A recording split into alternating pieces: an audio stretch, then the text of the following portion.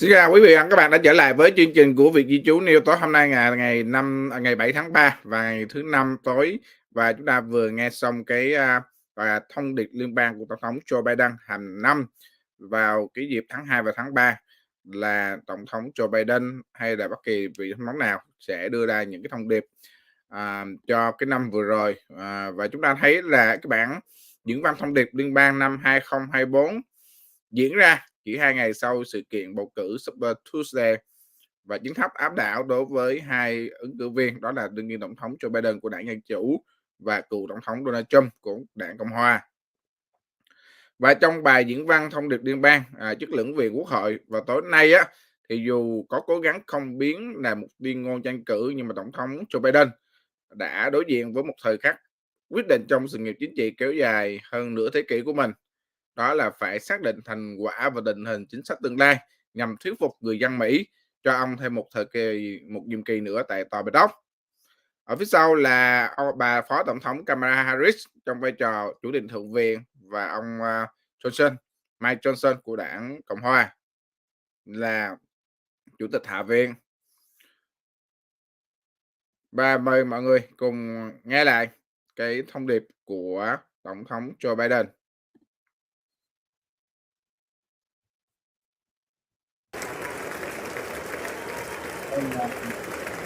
Còn trong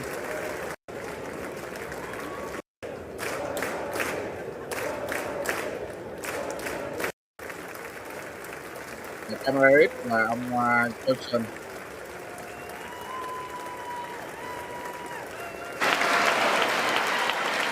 Tony.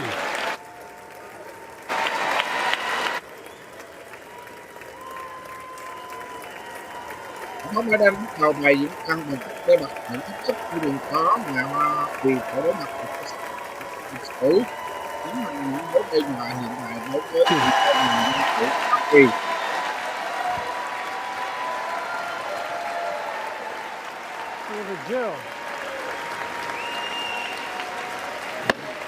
He will not.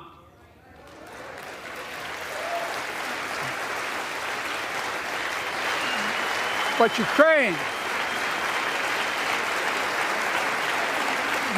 can stop Putin. Time. Freedom and democracy.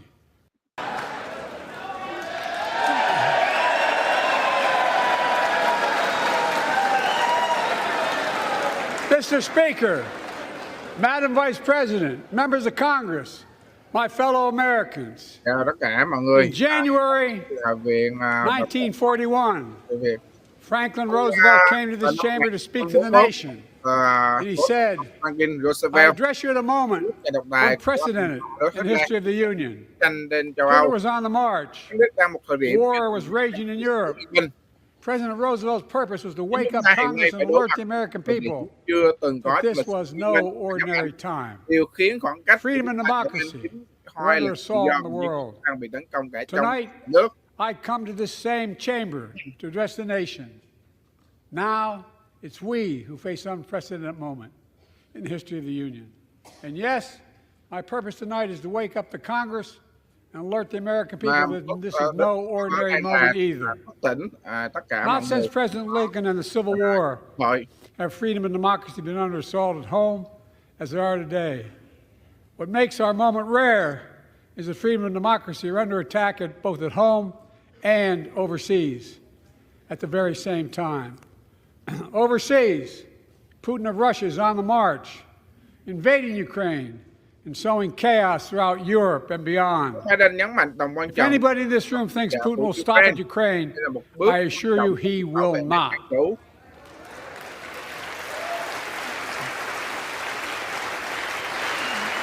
But Ukraine can stop Putin.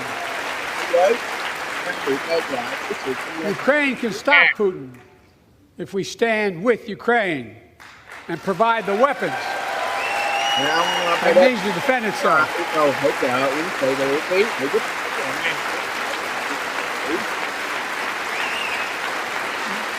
That is all. That is all Ukraine is asking. They're not asking for American soldiers.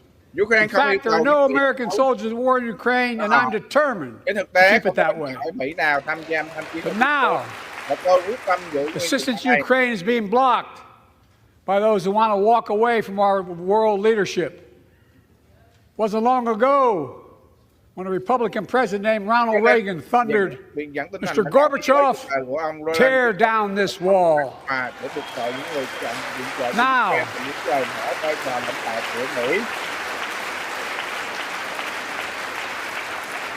Now my predecessor, a former Republican president, tells Putin, quote, do whatever the hell you want. That's a quote. A former president actually said that, bowing down to a Russian leader. I think it's outrageous, it's dangerous, and it's unacceptable.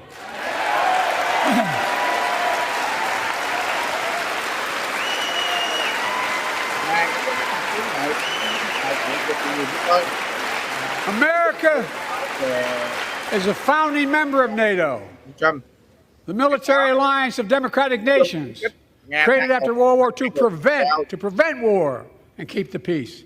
And today, we've made NATO stronger than ever.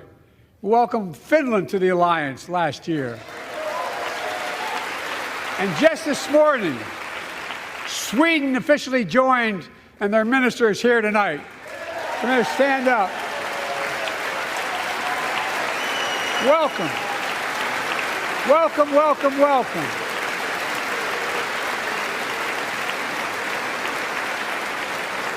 And they know how to fight.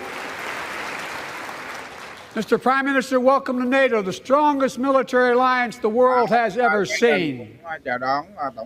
I say this to Congress, we have to stand up to Putin. Send me a bipartisan national security bill. History is literally watching. History is watching. If the United States walks away, it will put Ukraine at risk. Europe is at risk. The free world will be at risk, emboldening others to do what they wish to do us harm. My message to President Putin, who I've known for a long time, is simple. We will not walk away.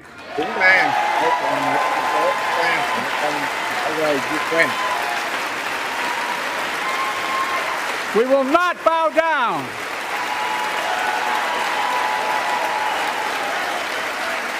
I will not bow down. In a literal sense, history is watching. History is watching. Just like history watched 3 years ago on January 6th, when insurrectionists stormed this very Capitol and placed a dagger to the throat of American democracy. Many of you were here on that darkest of days.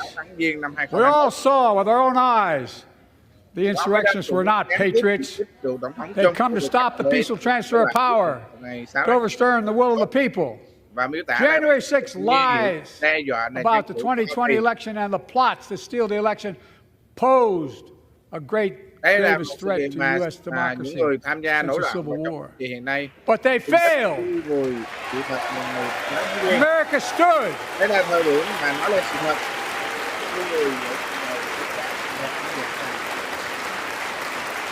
America stood strong and democracy prevailed. We must be honest. The threat to democracy must be defended. My predecessor and some of you here seek to bury the truth about January 6th. I will not do that. This is the moment to speak the truth and to bury the lies. Here's the simple truth. You can't love your country only when you win.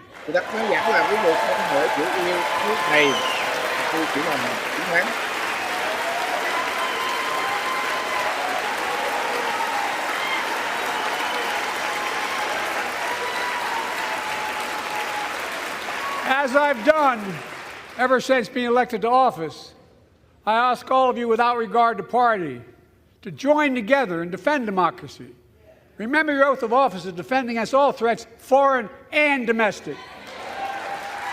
Respect free and fair elections, restore trust in our institutions, and make clear political violence has absolutely no place in America, zero place. Again, It's not hyperbole to suggest history is watching. We're watching. Your children and grandchildren will read about this day and what we do. Lịch sử sẽ đang History is watching nhằm mở another ra. assault on freedom. Joining us tonight is Latoya Beasley, a social worker from Birmingham, Alabama. 14 months ago, she and her husband welcomed a baby girl thanks to the miracle of IVF. She scheduled treatments to have that second child, but the Alabama Supreme Court shut down IVF treatments across the state, unleashed by a Supreme Court decision overturning Roe v. Wade. She was told her dream would have to wait. What her family had got through should never have happened. Unless Congress acts, it could happen again. So tonight, let's stand up for families like hers. To my friends across the aisle, don't keep this waiting any longer. Guarantee the right to AVF. Guarantee it nationwide.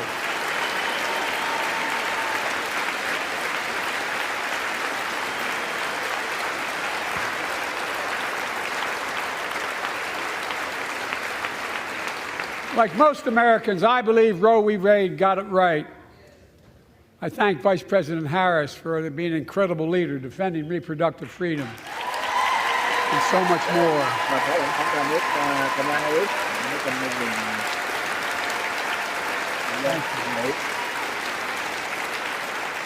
My predecessor came to office determined to see Roe v. Wade overturned.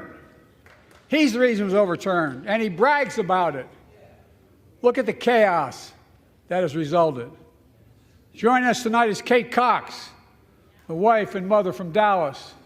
She's become pregnant again and had a fetus of a fatal condition. The doctor told Kate that her own life and her ability to have children in the future were at risk if she didn't act.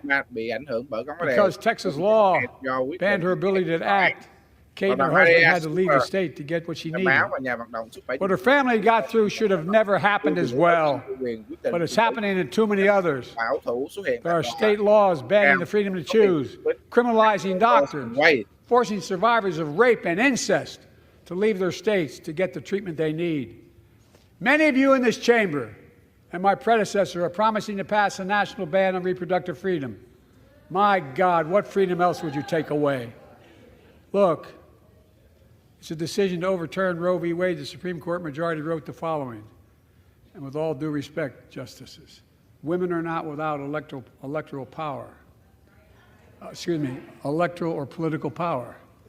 You're about to realize just how much you were right about that.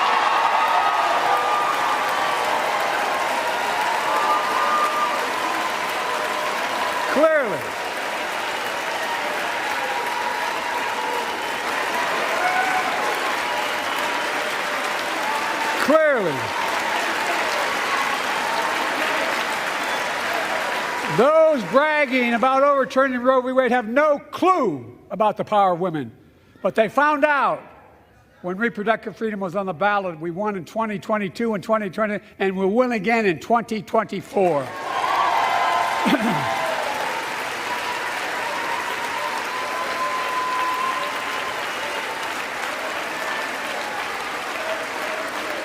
If you, the American people, send me a Congress that supports the right to choose, I promise you, I'll restore Roe v. Wade as the law of the land again.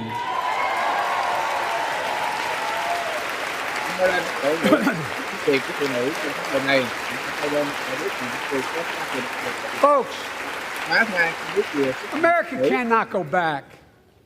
I'm here tonight to show what I believe is the way forward, because I know how far we come. 4 years ago next week, before I came to office, the country was hit by the worst pandemic and the worst economic crisis in a century. Remember the fear, record losses? Remember the spikes in crime and the murder rate, raging virus that took more than 1 million American lives, of loved ones, millions left behind? A mental health crisis of isolation and loneliness. A president, my predecessor, failed the most basic presidential duty that he owes to American people, the duty to care. I think that's unforgivable. I came to office determined to get us through one of the toughest periods in the nation's history. We have. It doesn't make news, but news in 1,000 cities and towns, the American people are writing the greatest comeback story never told.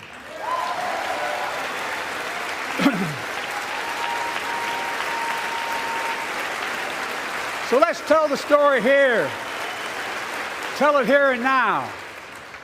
America's comeback is building the future of American possibilities, building an economy from the middle out and the bottom up, not the top down, investing in all America, in all Americans, to make sure everyone has a fair shot, and we leave no one behind. The pandemic no longer controls our lives. The vaccines that saved us from COVID are now being used to beat cancer, turning setback into comeback. That's what America does. That's what America does. Thống Biden tuyên bố là mọi cách để giảm chi phí thuốc cho người Mỹ và người Folks, my inherited economy is on the brink. Now our economy is literally the envy of the world. 15 million new jobs in just 3 years, a record, a record. Unemployment at 50-year lows. A record 16 million Americans are starting small businesses, and each one is a literal act of hope. With historic job growth and small business growth for Black and Hispanics and Asian Americans. Affordable high-speed internet for every American, no matter where you live, urban, suburban, or rural communities, in red states and blue states. Record investments in tribal. Wall Street didn't build America. They're not bad guys. They didn't build it, though. The middle class built the country, and unions built can no longer be denied health insurance because of pre-existing condition. But my predecessor, and many in this chamber, want to take this prescription drug away by repealing the Affordable Care Act. I'm not going to let that happen. We stopped you 50 times before, and we'll stop you again. In fact, I'm not only protecting it, I'm expanding it. We enacted tax credits of $800 per person per year, reduce health care costs for millions of working families. That tax credit expires next year. I want to make that savings permanent. A good start by providing access to preschool for 3 and 4 years old. High schools, so students get hands-on experience and a path to a good-paying job, whether or not they go to college. And I want to make sure the college is more affordable. Let's continue increasing the Pell Grants to working and middle-class families and increase record investments in HBCUs and minority-serving institutions, including Hispanic institutions.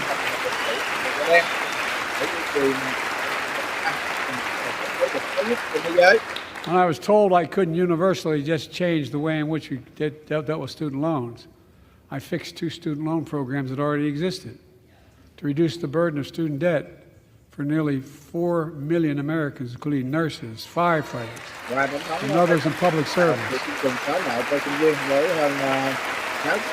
Like Keenan Jones, a public educator from Minnesota, who's here with us. They added more to the national debt than any presidential term in American history. Federal taxes for those billionaires? No. They're making great sacrifices, 8.2%. That's far less than the vast majority of Americans pay.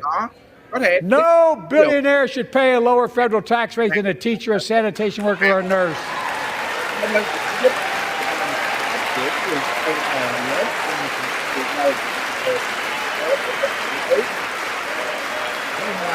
I propose minimum tax for billionaires at 25%, just 25%. You know what that would raise? That would raise $500 billion over the next 10 years. And imagine what that could do for America. Imagine a future with affordable child care. Millions of families can get they need to go to work to help grow the economy. Imagine a future with paid leave, because no one should have to choose between working and taking care of their sick family member. Imagine a future of home care and elder care, and people living with disabilities so they can stay in their homes and family caregivers can finally get the pay they deserve. Tonight, let's all agree once again to stand up for seniors. Many, my friend, dollars in profit. I'm not stopping there. Lincoln Riley, an innocent young woman who was killed by an illegal. That's right. But how many of the thousands of people being killed by illegals? To her parents, I say, my heart goes out to you, having lost children myself. I understand. For workers' rights. Yes, universal background checks. Thousands and thousands of innocents, women and children, girls and boys, also orphaned. Nearly 2 million more Palestinians under bombardment or displacement. Homes destroyed, neighborhoods in rubble, cities in ruin. Democratic friends say that China is on the rise and America is falling behind. They've got it backwards. I've been saying it for over 4 years. The American story. Again and again, I've seen the contest between competing forces in the battle for the soul of our nation. Between those who want to pull America back to the past and those who want to move America into the future. My lifetime has taught me to embrace freedom and democracy, a future based on core values. The issue facing our nation isn't how old we are, it's how old are our ideas. Hate, anger, revenge, retribution are the oldest of ideas. But you can't lead America with ancient ideas. Only take us back. You lead America, the land of possibilities. You need a vision for the future and what can and should be done. Tonight you've heard mine. I see a future where defending democracy, you don't diminish it. I see a future where we restore the right to choose and protect our freedoms, not take them away. I see a future where the middle class finally has a fair shot and the wealthy have to pay their fair share in taxes. I see a future where we save the planet from the climate crisis and our country from gun violence. Above all, I see a future for all Americans. I see a country for all Americans. And I will always be president for all Americans. Because I believe in America. I believe in you, the American people. You're the reason we've never been more optimistic about our future than I am now. So let's build the future together. Let's remember who we are. We're the United States of America. And there is nothing beyond our capacity when we act together. God bless you all, and may God protect our troops. Thank you, thank you, thank